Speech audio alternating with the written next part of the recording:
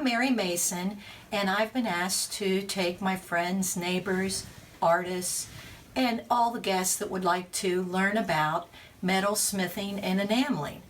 My studio is just one of the two locations that I work. It's a working studio here, but I also work in a studio at the Appalachian Rock Shop. The Appalachian Rock Shop inspired me 17 years ago to search for my interest in metals. And then in teaching sixth grade art, I discovered enameling. So I've tried to combine the two of those to create beautiful works of art. I've learned many skills as an art teacher teaching in 4 states: Louisiana, Ohio, West Virginia, and now in Pennsylvania. Recently, I have really become active in the Pittsburgh art community after I was screened into Pittsburgh's Society of Artists and the Associated Artists of Pittsburgh. Locally, I've started working and a board member of Cranberry Artists Network. So I'm really excited for you to come in. I've worked really hard to put this presentation together, and I hope you'll enjoy some of my ideas and some of my creations.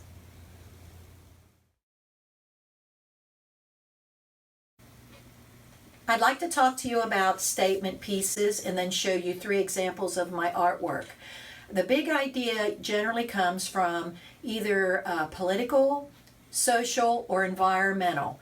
My statement pieces come from elements that I find or they're in nature, such as a coin, a bone, a feather, a fossil, or I purchase pieces like important elements like stones online. As you can see, I put them on a pedestal, and we will start with the first piece, which is a meteorite. This meteorite was found in Russia in 1947. I purchased it at the Appalachian Rock Shop. I made a 3D explosive image on a silver backplate. The second piece represents my environmental. I made this many years ago. It's a 3D green man riveted on a copper backplate, and then I've enhanced the necklace with there's rope, there's feathers, cut images, and there's some wild grass that I picked in a field. The third image is it has 3 bullets, brass bullets that I found, and in the back I'm thinking of Vietnam, and I'm thinking of social issues, and I'm creating and etching with acid a background of Vietnam.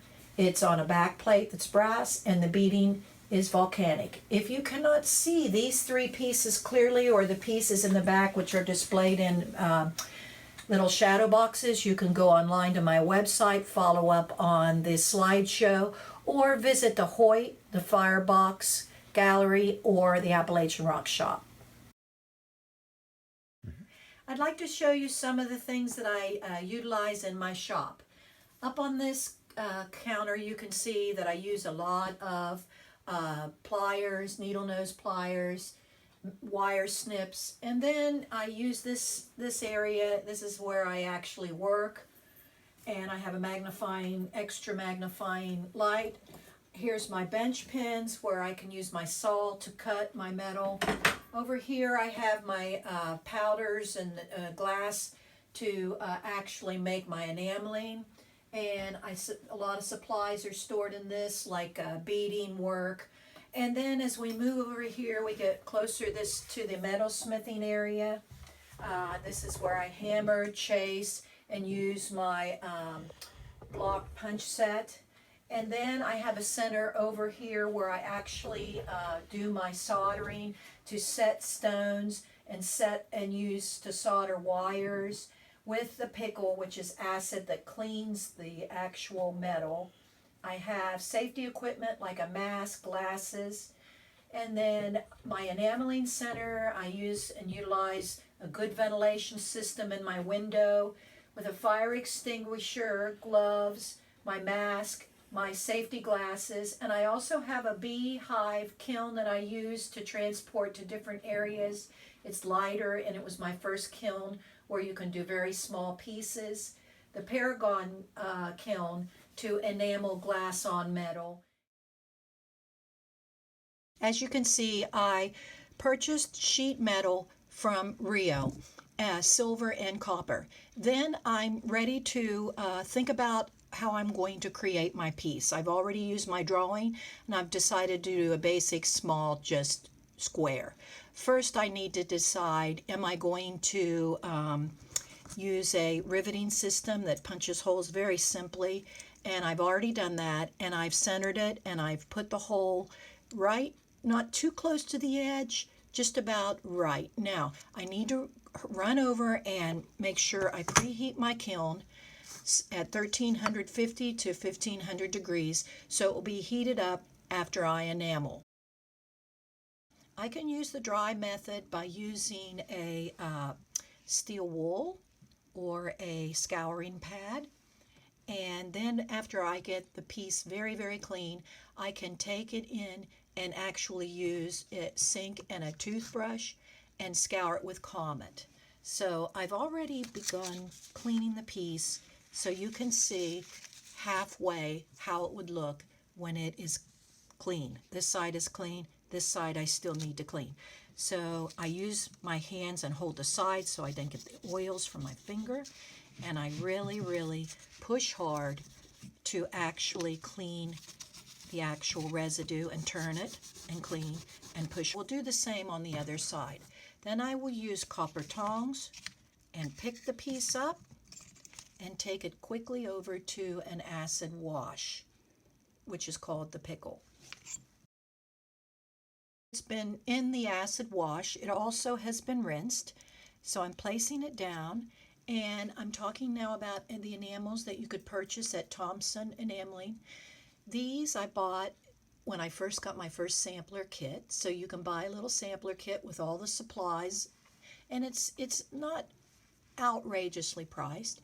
And then over time I've purchased other things in the bigger sets. So you can see that you can use sifters, and when I sift, I usually have created a box that's a sifting box when I use many enamels or I work outside. But today I'm working inside, and I'm extra careful to make sure that I have good ventilation. I'm not drinking, eating, or have pets in the room. I have a window open, and I'm using a magazine as a precaution. If I have to close the magazine, that will keep all the enamels in one spot, and then I can recycle the enamels if I need to. First I need to put a holding agent on my enameling, on my copper, and you see I purchased it in a large quantity, so I move it on over into a little baby food recycling container with some water, and I take the holding agent and I place it evenly on the enameled piece very quickly, and I'm going to let it dry on top of the enameling kiln or furnace after I do this. And now I'm ready to sift. I'm going to scoop it out with this handy little coffee thing that I got at a fast food restaurant, and I'm going to put it over the enamel or over the copper, and I'm going to move it quickly around evenly to distribute it all over the piece. Now it looks pretty wet, and I'm going to use my spatula and very carefully lift it up and place it on the stilt.